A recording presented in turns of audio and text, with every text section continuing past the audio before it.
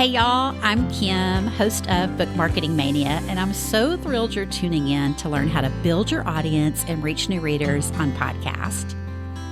So I'm so thrilled today to welcome my sweet in real life friend, Mitzi Neely, to the show.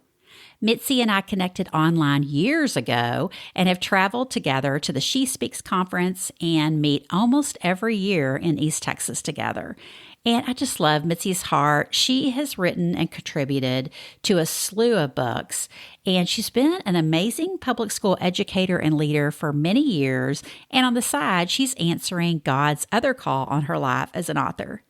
When I saw her newest book was out, How to Find Spiritual Rest in a Chaotic World, 24 Devotionals to Calm the Soul, I knew it was time to invite Mitzi onto the show. So if you're finding your schedule packed full of to-dos as an author and you're always thinking, I don't have time for this or that, especially time for spending with God, then you are in for a treat today with Mitzi. So let's get to it. All right. Hey, Mitzi, thank you for coming on the Book Marketing Mania podcast. I'm so thrilled you're here to serve my listeners. I'm excited to be here. Thank you, Kim, for asking. Yeah, I'm super excited. Yeah. And y'all heard me gush about Mitzi in the introduction, but I want you to tell, because I don't know if I misquoted it, Mitzi, how many books have you written? I know you've written some and you've contributed to some. I have authored at least 5 devotional books. And one of those books, I did all of the content, and Jana Kennedy Spicer with Sweet to the Soul provided all the artwork for that particular book. But I've done 5, and then I've published a hardcover cookbook, Zizi's Kitchen. And then I have 2 seasonal magazines from Zizi's Kitchen. And then I just published this new book right at the end of 2023. So it's brand new. And then I have a new teacher appreciation book coming out at the end of the first week of March for students to buy as gifts for their teachers and to tell them thank you. So I'm real excited about it because it's so much fun. That'll be amazing. And I know you've contributed to tons of books. Yes, tons also, of but others. yeah, oh my gosh, and our teachers, my gosh, y'all heard me in the introduction. Mitzi was an educator and still is, I think, an educator, but has been there her whole life. And my heart goes out to you because teachers, that is certainly a calling, for sure. It is a calling. And y'all work harder than anybody I know. So I'm so glad that you're giving us a resource to appreciate our teachers. So yeah, thank you so much. And I know, and teachers definitely face this, but I know we wanted to talk today about your newest devotional that I got my hands on, and I'm super excited to share it with you all. And it's called How to Find Spiritual Rest in a Chaotic World. And it's 24 devotionals to calm your soul. And I don't know anybody that doesn't need this devotional today, right? We're just so busy, and chaotic is definitely the name of the game, no matter where you are, what season of life you're in. I feel like everybody is just like in that chaotic state of mind, right? So I love that you've kind of taken the time, Mitzi, just to share like this devotional that we have to find time to slow down if we want to find that spiritual rest. And we know we need it to keep going. So I want to just dive into that with you. First of all, will you just tell us a little bit about it, about your newest Devo and who you wrote it for? Okay. Well, it had been probably about 1.5 years in the making. And I started going through previous posts because I've been writing for my ministry, Peacefully Imperfect, for about 6 years. And so I started pulling things and noticed a common thread even through the years. And it had to do with overwhelm and busyness, and then coupled with where we are as a culture and society and the overwhelm and chaos that ensues daily. And I really wrote it and put it together for those that are caught up in that vicious cycle of busyness and overwhelm. In fact, I called it the busy and overwhelmed trap that we get into, and we have a tendency to pile on, signing up for more and more, and then boasting, that we have a calendar where every space is filled, while creating an endless daily to-do list. And I've walked in those shoes as a longtime educator and wife and mom. I've dealt with a lot of that. One, sometimes because of the job, but 2, it's that old adage that we kind of grew up with. If you want it, kind of done right, you do it yourself. Well, yeah, then you've not included some of those who could help you do that. So it was really aimed at how we look at the clutter and the Mhm. busyness that's causing the overwhelm and the chaos, and how we can pare that down and put some parameters and limits to that. And every devotional, while it's a story setting and has biblical support, the takeaway is that there's hope. And it's because we have hope in our God. And he knows every move, every decision, everything that we do, every step. He's already gone before us. And so we tend, when we get caught up in the busy and overwhelmed, we tend to kind of slide him to the background or the back burner. And we do it all ourselves instead of starting with him each and every morning. So that was the point, Yeah, deal with this yeah. with, and I'll tell you, there have been a lot of women, particularly in my own regional area, that when someone has shared this, I go, oh my gosh, I need that now. And Mhm. so I do know we've got several small study Bible groups going with this devotional, because they've called or emailed or texted and said, "Hey, we've ordered and we're doing this now because we need it." Yeah. Oh gosh. Yeah. I can't, that's what I say. I can't think of anybody that doesn't need it today. And I think this would be a wonderful gift for teachers as well. Right. It just really for anybody, any time of the year that you just need to give some encouragement to. Cause I do, like I said, I think we all are like, oh, it's just chaos, every day. And that's just how it is, but it doesn't have to be that way. And we do kind of bring it on ourselves. So unfortunately, but I want to ask you a couple of questions about all that, Mitzi, because my favorite, it's hard to pick a favorite, but my favorite devotional in the book is about, how spending time with God puts everything else in perspective. And, the first thing I want to ask you about is just, as we are wrapped up in all these chaotic lives and we're super busy, whether we have kids or maybe we're caring for our parents or, we just have busy careers, whatever might be going on. Can you give us some tips for intentionally carving out time for what matters most? So, like if we say our relationship with God comes first or our relationship with our family, we have to make time for that. How do you recommend we just start carving that time out intentionally? Well, the thing I do first thing in the morning, and it's usually while I'm getting ready, or it may be even on my drive to work, is it's all about that's a lot of my quiet time when I'm by Hmm. myself, and I'll be honest, if you're still working, whatever you're doing, if you're in a carpool, if you're whatever, if you're going to see about your parents, there's time that you can audio Bible, and you have a great time to dig into God's word while you're listening, but you've got prayer time, and that is the ultimate. It prepares us for everything we do during the day. What's Hmm. coming at us is to start our mornings and our time with him. And then in the end of the day, to end our day and time as we lay down to sleep and rejuvenate and refresh and go again. And, I said, one of the things that came to mind was it's really a morning, noon and night kind of thing. Whatever moment, whatever time. I mean, if I get in the car, I may be going to run errands. It's still going to be about, if something comes to mind, it's, oh Lord, I just, and I always start like that.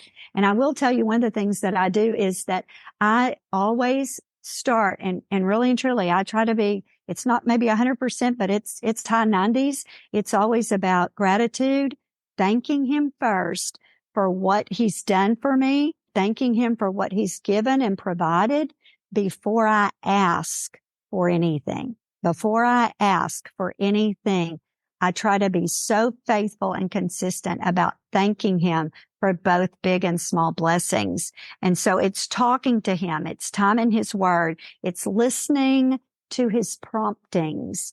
And I did include in that particular devotional 5 ways to be intentional. And it Hmm. was about being intentional with our quiet time. And, quiet time can be in the morning. I have a friend who does it. It's in the evening. That's her Hmm. quiet time, is her evening. And so it's spending time with your family. It's like dialing back, you know, zoning out of the, taking away from the social media, powering down, as we call it, and Hmm. then being intentional with our promises that we've made to others. Hmm. It's, can you be there, or what are we doing? And then, them saying, oh, I just didn't follow through with that because I Hmm. got busy with something Yeah. else. So it's about that, and about keeping those promises, and then being intentional about Hmm. our commitments so that we're not overloaded. I have a good friend that really does this well. She's kind of one of my primary examples that I follow. She's very methodical about her calendar. And, many of us keep a calendar that's filled with things and obligations and commitments, but she is very methodical in how she works through that. And so she doesn't ever overload. She's good at that.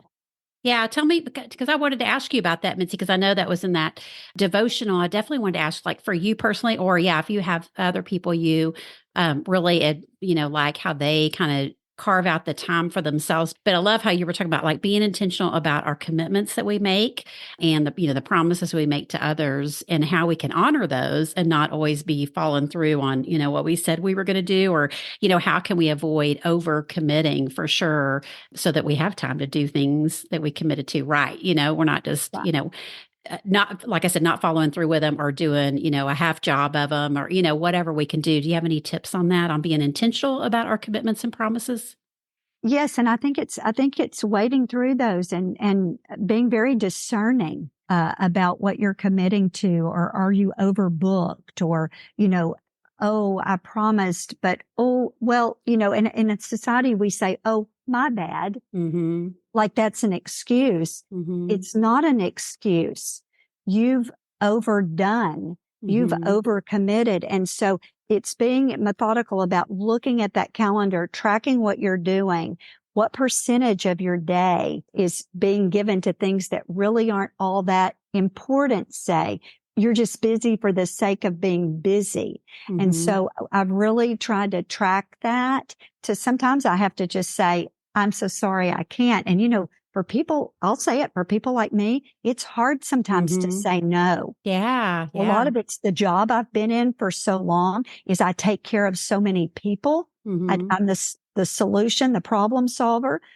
And I've had to learn that, sometimes it's okay for Mitzi and her family for me to say no. And Mm-hmm. so, and not to feel guilty about that. Mm-hmm. But there's, my number 5 on my list was to be intentional and be positive, have that positive attitude everywhere you go, but you don't have to commit to everything and be in everyone else's business. Mm-hmm. Let some others step forward and build some capacity around you so that your plate can be kind of lessened, the lighten Mm-hmm. the load, so to speak. So it's about being prayerful. It's about committing to prayer. Lord, I need your guidance. And Lord, I try to be discerning and I try to have, use wisdom and look to his wisdom about Mm-hmm. what we can do to be better at that. But it's just trying to take our walking around life that we have Mm-hmm. and just maybe dividing it up with some parameters and some Mm-hmm. framework. And you say, outside of that, Lord, I don't feel like I can. I don't feel Mm-hmm. like I can give anymore unless I cut back somewhere else. So, Yeah, yeah, and really get his discernment on that. I kind of think about that like the reverse domino effect because it's like, you're trying to cut back. And so you need to pray about what is all on your plate. But then, like, when are you going to have time to do that? Like, when are you going to spend that time, intentional prayer time to look at, what is on my plate or what do I feel like he's maybe asking me to do more of? Or what I feel God's going, lay it down. It's not time for that anymore. Or it's, your time has passed. Somebody else is going to pick up the torch. And I bet you saw that a lot in education because you're always like training the next generation or, new yeah. teachers. And, somebody's always going to pick that up and do that. And we don't want to, interfere with somebody else's blessing, or I forget what the term of that. I think somebody wrote that in a book like that I read, just talked about how, when you are saying yes to everything, you might be overloading yourself, but you're also like taking away somebody else's blessing that was their assignment, like I'm not even saying that right, but you know what I mean? What Well, I'm it's trying to their say? opportunity. It's their Yeah. opportunity. And we've kind of just put our foot in it, so to speak. And we've taken Mhm. away that opportunity and that blessing for them to have a part in that. But it's that Ecclesiastes, it's that chapter and verse about, there is a time and a season for everything. Mhm. And sometimes our seasons are over or Mhm. they've ended for now. And we maybe at whatever point there's a new season of something, but it's to be mindful of that and to Mhm. be respectful of that and to say, Lord, I'm really thinking you're nudging me. And sometimes I felt like that, God, you are nudging me to do such and such. I really need you to come along beside me and show me that, give me that sign. I had a Sunday school teacher, it's been years ago, and she would say, Mitzi, God does not write on billboards in red lipstick. And I Mm. had to go, I know, but Wow. I want him to be very clear with me Uh-huh. about what he wants. And Yeah. so I have to listen for that and feel the nudging in my heart that it's time for you to lay this down. And maybe there's a period of rest. And then maybe there's a period that you tackle something else. But Mhm. we've got to give others around us build. I call that in education, we call that building that capacity within Mhm. our organizations. It's the same thing with groups we're in at church, small groups, our families. We got to build capacity. So Mhm. it's intentional, do Yeah. that with purpose. And I'm grateful for those opportunities, but it's just to help women because I've lived it where the overwhelm has almost been too much. Mhm. Yeah, it can take you to places you don't wanna go, and you just yeah, because overwhelm can just yeah, it just stacks on top, and yeah, you can just feel so defeated. And so I wanted to ask you too, because I know one thing you talked about was like, your time wasters. And do you have any tips for identifying maybe what those are? Because we do get like, as we get overloaded and think, okay, I don't have time to do this or that, especially for authors. There's so many things that you're doing when you're writing a book or marketing a book. And you're like, okay, well, I got to do this, but I don't have time for it. Or, I've just run out of time. So this, particular thing on my list didn't get done. And so, how can we really be intentional about looking at how we're using our time and how we might be wasting time on things that aren't important to us today? Some of that is a big part of it is prioritizing and Mhm. knowing what's got to be at the top of the list, and then maybe what kind of follows after that. Another thing that I've been very blessed with is God has shown me. There are sometimes, Mitzi, you're not the expert at such and such, or maybe you get someone to help with that, Mhm. and maybe their talent shine, and maybe they're very organized, and maybe there's a part of that someone else can do too. But it's also looking at what are some of those things when you say, I'm so busy, what is it you're busy with? Is it that you're, spending, 6 hours in front of the TV, or, Mhm. as mindless kind of a time to decompress, but there's time that you could have actually been, getting some important things done. But even with my schedule, I have to think about, okay, what can I do on these days? How can I use my time wisely? And I'll be honest with you. It's something I've laughed about over the years when somebody says, what's one of your biggest strengths? I'm a multitasker. They look at me and they go, what do you mean? I can do multiple things at once. However, it can also be a detriment sometimes because I get pulled in so many different directions that I then have to stop and say, okay, I've got to reorganize and say, this is priority one, this is priority two, this is priority three, this is Mhm. priority four. But it's knowing for me, it's knowing when to ask for help. Mhm. Knowing when to say, I can't get all of this accomplished, or it's not going like I want. And so I've recognized that. And you'd be surprised what friends will do because they love you, and I don't take advantage of that. If it's, Kim, I need you to pray specifically for, Mhm. this certain timeline and my whatever, I need to get it done. I know you're going to do that. But Mhm. then my friend Susan over here, she might say, well, Mitzi, let me come alongside you. And as you crank it out, I'm going to edit. Mhm. I'm going to proofread for you at whatever it is. But then I can't say, oh, Susan's got that. I'll take on 3 more jobs over here. Yes.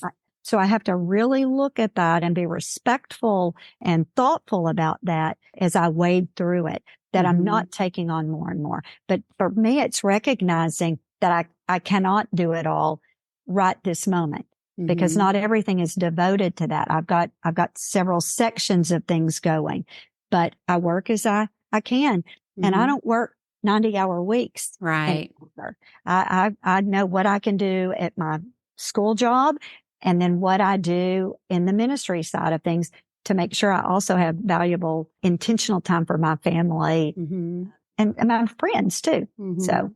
Yeah. it's just looking at all of that and, knowing what you can and cannot do and recognizing that.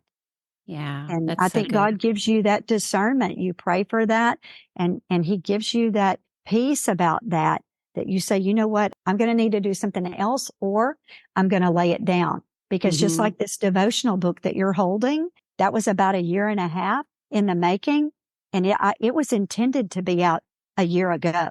Mm-hmm. It just did not happen. Yeah. And I had to step back and say, okay, this is not a race. I don't have to be Uh-huh. in a hurry. I was pulling all of my collections of writings together. And I think I said to you earlier, the pieces in this book were all written over a period of years, but they had a common thread to them. Mm-hmm. So this is something I've dealt with personally for a very long time. Mm-hmm. And when you do that, when you run that kind of race, you're exhausted. And I don't want to be that exhausted person. So it's just Yeah. recognizing that and figuring out a system that works best for you. Don't make it complicated. It's not Mm-hmm. complicated. Make what's priority for you, your time with God, your quiet time. My husband and I do a lot of, he is retired and I retired in Mm-hmm. June of 2022 and stayed retired all of 30 days and went back to work half time in the school systems. But he and I make special time, some Saturdays, but a lot of times in the evening, and we do online Bible study, Mm-hmm. or we have a special, group that we work with and we spend our time together. And there have been some great conversations from that and some tremendous growth from Mm-hmm. that. In this season of life, that's a priority. My quiet time with God it's been a priority all along. But this particular time is different. It's my husband I'm Mm-hmm. doing this part of life with. And so we make Yeah. that a part of our nightly. It might be a couple of nights a week. It might be part of a Saturday, maybe a Saturday afternoon. We have some pastors online that we enjoy very much and follow those ministries in addition to our own church. Uh-huh. But we have worked very hard to make that a priority for us. Yeah.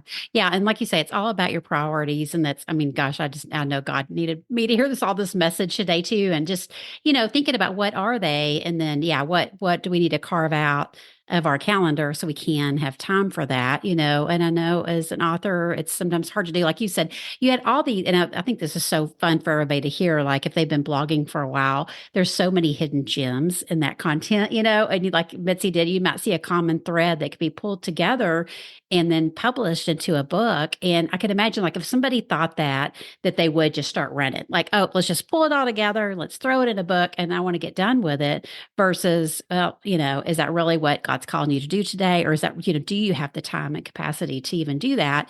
And being patient, like maybe not everybody's as patient as you, but I love that you shared, you were able to do that. You're able to, take it at God's pace for yourself, and you know what you're capable of. And yeah, that's all so, so good. And just, finding that spiritual rest that you talk about in your devotional, as long as you make time for it, otherwise it's not going to come, right? If we don't That- That's one of prioritize the it. things that I wrote, and it's one of the things that I think is just key here is that I want people everywhere to be spiritually invested in their walk with Jesus.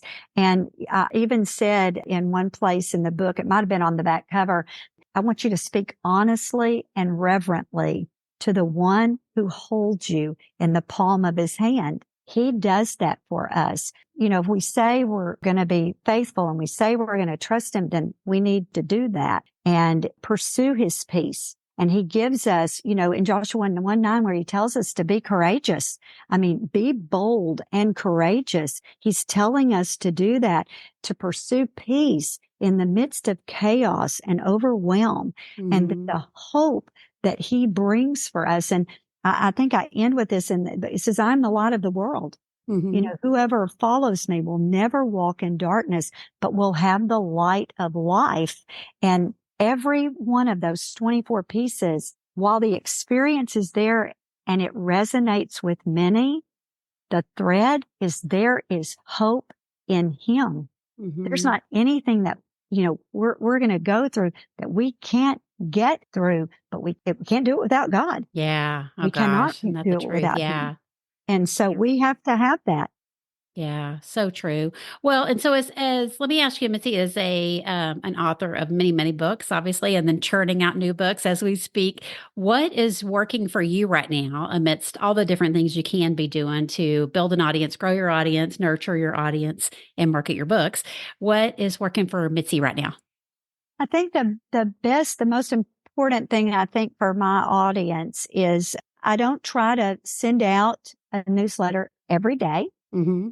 I'm about a once a week girl. Mm-hmm. And sometimes it's about an every 10-day thing. So Mm-hmm. I don't overwhelm their email. Mm-hmm. Okay. Cause our millennial group, they don't like a lot of clutter in their inbox. They do not. And so I worked really hard to kind of just trim that down. But I always, at the beginning of every newsletter, I always welcome you to our Peacefully Imperfect family.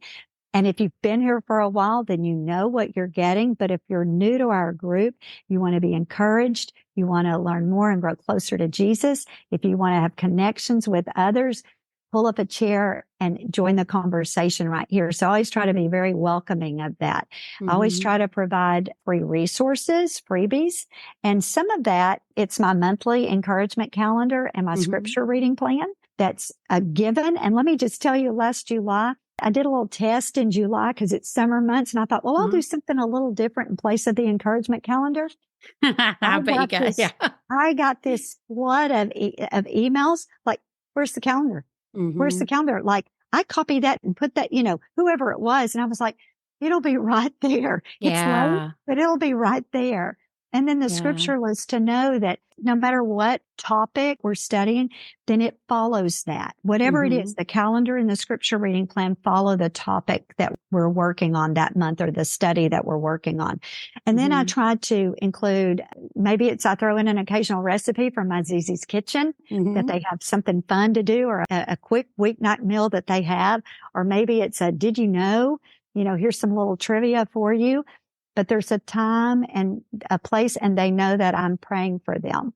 And so Mhm. I answer those prayer requests. So when they come in, I respond personally to those in the email. So I've tried to be very consistent and diligent with that. And then there are times I've had to say, I apologize. I've been missing you guys for a couple of weeks, but life happened. And I don't try to shove it all in just for the sake of shoving it all in. I'm human too. So I just try to make it where the main thing is that I provide them with content that is relatable and relevant and encourages them in their walk with Jesus. That's Mhm. the main thing. We're not perfect, hence the name, Mhm. peacefully imperfect.